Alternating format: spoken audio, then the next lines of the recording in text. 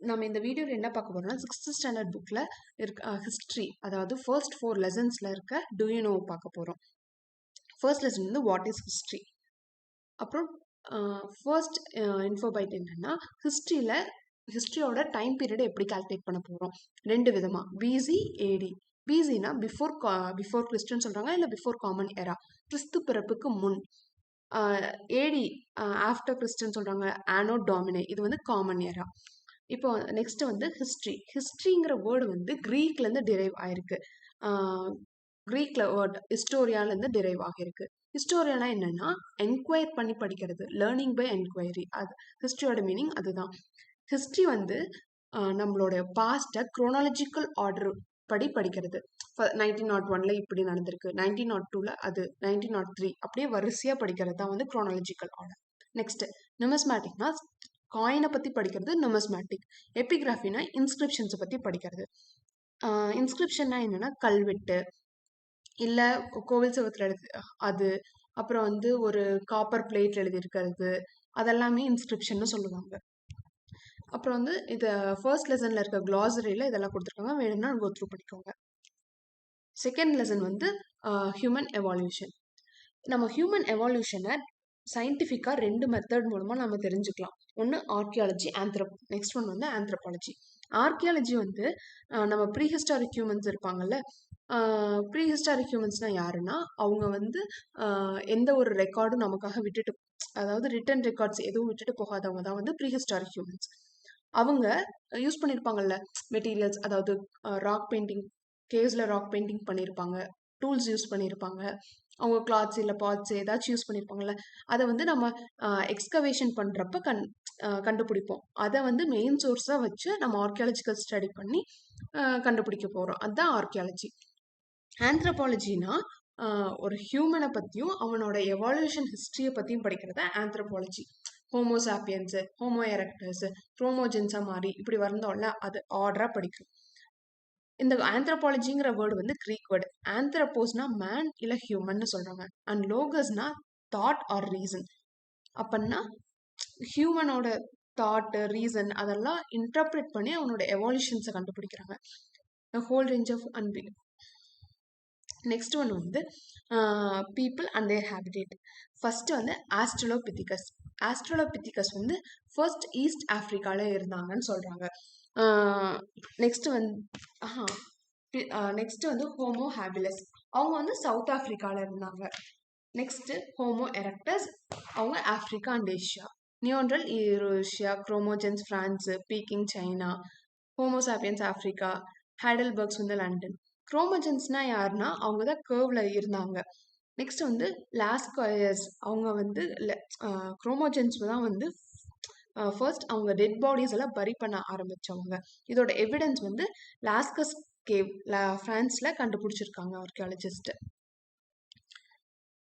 Next வந்து அந்த 2 ஸ்டோனை உரசி ஃபயர் கொண்டு வருவாங்கல்ல, அதுதான் சொல்லியிருக்காங்க. இப்போவும் தமிழ்நாட்டில் நீல்கிரிஸில் பீப்புள்ஸ் வந்து மேட்ச் பாக்ஸ் யூஸ் பண்ணாமல் ஸ்டில் அவங்க ஸ்டோன்ஸ் எல்லாம் பார்க் பண்ணி அந்த ஃபயரை தான் யூஸ் பண்ணிட்டு இருக்காங்க. அந்த லெசனோட க்ளாஸரி இங்கே கொடுத்துருக்காங்க, வேணா கோ த்ரூ பண்ணிக்கோங்க. நெக்ஸ்ட் தேர்ட் லெசன் வந்து இண்டஸ் சிவிலைசேஷன். இதில் மீசோபொட்டாமியம் பீரியட். மீசோபொட்டாமியன் வந்து 3500 to 2000 BCEல வாழ்ந்தவங்க தான் வந்து மீசோபொட்டாமியம்.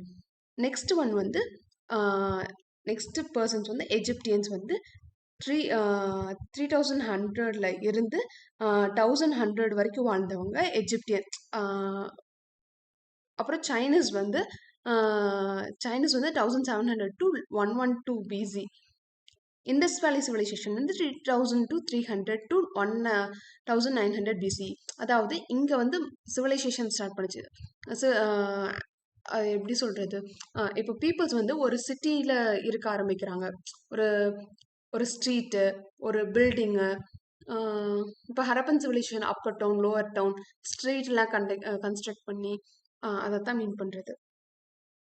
செகண்ட் வந்து ஆர்கியாலஜிக்கல் சர்வே. ஏஎஸ்ஐ வந்து 1861 ஸ்டார்ட் பண்ணுறாங்க. அப்போ சர்வேயராக இருந்த அலெக்சாண்டர் கம்மிங் தான் வந்து ஃபர்ஸ்ட் டைரக்டர் ஜென்ரலாக ஆகிறாரு. இந்த ஏஎஸ்ஐயோட ஹெட் குவார்ட்டர்ஸ் வந்து நியூ டெல்லியில் இருக்குது. பிரான்ஸ் ஏஜ்னா என்னன்னு சொல்றாங்கன்னா, அந்த அந்த பீரியட்ல வாழ்ந்த மக்கள் வந்து பிரான்ஸால ஆன பொருட்களை யூஸ் பண்ணியிருக்காங்க. மெஹராகார் ப்ரிகாசர் டு இண்டஸ் வேலி சிவிலைசேஷன். இது வந்து மெஹரகார் வந்து நியோலத்திக்கல் சைட். இது வந்து பாகிஸ்தானில் லொக்கேட் ஆகிருக்கு. போலன் பெசன் ஆஃப் பேலோச்சிஸ்டன் பாகிஸ்தானில் லொக்கேட் ஆகிருக்கு. இங்கே வந்து ஃபார்மிங் பண்ணதுக்கு, ஹர்டிங் அதான் ஆடு மாடுகள் வளர்த்ததுக்கு இதுக்கான எவிடன்ஸ் எல்லாம் இருக்குன்னு சொல்கிறாங்க. அப்புறம் வந்து ஆர்கியாலஜிஸ்ட் வந்து மெஹர்கார் வந்து நியோலத்திக் கல்ச்சர், அதாவது 7000 பிசிக்குள்ள பிலாங் ஆகிருக்குன்னு ஆர்கியாலஜிஸ்ட் எவிடன்ஸ் வச்சு இன்டர்பிரட் பண்ணி சொல்கிறாங்க. நெக்ஸ்ட்டு இப்போ வந்து இண்டஸ் சிவிலைசேஷனில் அந்த பிளேஸ்லலாம் ரிசர்ச் பண்ணி பார்க்கும்போது அவங்களாம் பேர்ன்ட் பிரிக்ஸ் யூஸ் பண்ணாங்க. எதுக்காக அந்த பேர்ன்ட் பிரிக்ஸ் யூஸ் பண்ணாங்க? அது ஸ்ட்ராங்காக இருக்கும், ஹார்டு, லாங் டைம் இருக்கும், தீ பிடிச்சாலுமே அது இடிஞ்சு விழுகாத மாதிரி, ஃப்ளட்டு வந்துச்சுன்னா கரைஞ்சு போகாத மாதிரி, அந்த ரீசனுக்காக பிரிக்ஸை பேர்ன் பண்ணி யூஸ் பண்ண ஆரம்பித்தாங்க. காப்பர் வந்து ஹியூமன்ஸ் ஃபர்ஸ்ட் யூஸ் பண்ண மெட்டல் என்னன்னா காப்பர். இண்டஸ் பீப்புள்ஸ் வந்து ரெட் குவார்ட்ஸ் கார்னிலியான்ங்கிற ரெட் குவார்ட்ஸ் ஸ்டோனை வந்து யூஸ் பண்ணாங்க ஜுவல்லரி டிசைன் பண்ணுறதுக்கு. அப்புறம் வந்து granary with walls made of mud bricks which are still in a good condition have been discovered in Rahigari, a village in Haryana belonging to mature Harappan phase. நல்லா granary construct பண்ணியிருப்பாங்களா, அவ்வளோ ஸ்ட்ராங்காக construct பண்ணியிருக்காங்க. இன்றைக்குமே அது ஹரியானாவில் ராகிகிரி பிளேஸில் இன்னுமே நல்ல கண்டிஷனில் இருக்குன்னு சொல்கிறாங்க. அது வந்து மெச்சூர் ஹரப்பன் பீரியடை பிலாங் ஆகியிருக்குன்னு சொல்கிறாங்க. நெக்ஸ்ட் வந்து மொஹஞ்சடேரோ பீரியடுக்கு பிலாங் ஆன லிட்டில் ஸ்டாச்சு வந்து கண்டுபிடிச்சிருக்காங்க. Sir John Marshall. இவர் யாருன்னு உங்களுக்கு தெரியும்ல, இவர் தான் வந்து அந்த இண்டஸ் வேலி சிவிலைசேஷன் பற்றி அவரோட புக்கில் என்ட்ரு பண்ணியிருக்காரு. இவர் வந்து ஈஸ்ட் இந்தியா கம்பெனியோட ஒரு சோல்ஜர். அப்போ வந்து இவர் போகிறப்போ ஒரு மவுண்டெல்லாம் இருந்துச்சு அப்படின்லாம் கூட அவரோட டைரியில் மென்ஷன் பண்ணியிருக்காங்க. பட் அது யாருமே ஒரு பெருசாக அப்போ வந்து யாரும் அதை பெருசாக எடுத்துக்கல. இங்கே ஒரு சிவிலைசேஷன் இருந்திருக்கு. அப்புறம் ஃபர்தராக பீரியட் ஆக ரயில்வே கன்ஸ்ட்ரக்ஷன், ரயில்வே அங்கே லாகூர் டு கராச்சி போடும்போதும் கூட நிறைய அந்த இடத்த வந்து அந்த பிரிக்ஸ் எல்லாம் எடுத்து ரயில்வே கன்ஸ்ட்ரக்ஷனுக்கு யூஸ் பண்ணிட்டாங்க. அந்த இடத்துல நிறைய சேதம் ஆயிடுச்சு, அதோட இம்பார்ட்டன்ஸ் தெரியாமல். நெக்ஸ்ட் வந்து ரேடியோ கார்பன் டேட்டிங். இந்த ரேடியோ கார்பன் டேட்டிங் மெத்தட் எதுக்கு யூஸ் பண்ணுறாங்கன்னா, ஒரு பொருள் எந்த பீரியடை சேர்ந்தது, எந்த காலகட்டத்தை சேர்ந்ததுன்னு கண்டுபிடிக்கிறதுக்காக இந்த radio carbon dating method use பண்ணுறாங்க. இதில் ரேடியோ ஆக்டிவ் ஐசோட்டோப் கார்பன்-14 யூஸ் பண்ணுறாங்க. நெக்ஸ்ட் சிவிலைசேஷனுங்கிற வேர்டு வந்து லாட்டின் வேர்டு, சிவிக்ஸுங்கிற வேர்ட்லேருந்து டிரைவ் ஆகிருக்கு. அதுக்கு மீனிங் என்னன்னா சிட்டி. கேவிடி காம்ப்ளெக்ஸ், கொற்கை வஞ்சி தொண்டை, இது வந்து ஆப்கானிஸ்தான் அண்ட் பாகிஸ்தானில் ஸ்ப்ரெட் ஆகிருக்கு. இது வந்து சங்கம் லிட்ரேச்சரில் மென்ஷன் பண்ணியிருக்காங்க. கோர்வை, வஞ்சி, தொண்டை, மாற்றை, உரை, குடல்கரா, இந்த பிளேசஸ் வந்து இந்த பிளேசஸ் எல்லாம் பாகிஸ்தானில் இருக்கு. Korkai and Poompuhar in Afghanistan are related to cities and ports mention in the Sangam age. Next வந்து மொஹஞ்சடேரோ வந்து வேர்ல்ட் ஹெரிட்டேஜ் சைட்டை யுனெஸ்கோ வந்து 1980 டிக்ளேர் பண்ணியிருக்காங்க. ஏர்லியஸ்ட் ஃபார்ம் ஆஃப் ரைட்டிங் இங்கே வந்து முன்னர் காலத்தில் அந்த எழுதுறது வந்து சுமேரியன்ஸ் தான் வந்து இன்ட்ரடியூஸ் பண்ணியிருக்காங்கன்னு சொல்கிறாங்க. இதுக்கான இந்த கிளாசரி, அதுக்கான பிக்சர்ஸ் எல்லாம் இங்கே கொடுத்துருக்கேன், வேணால் ரெஃபர் பண்ணிக்கோங்க. Next 4th unit, ancient cities of Tamilagam.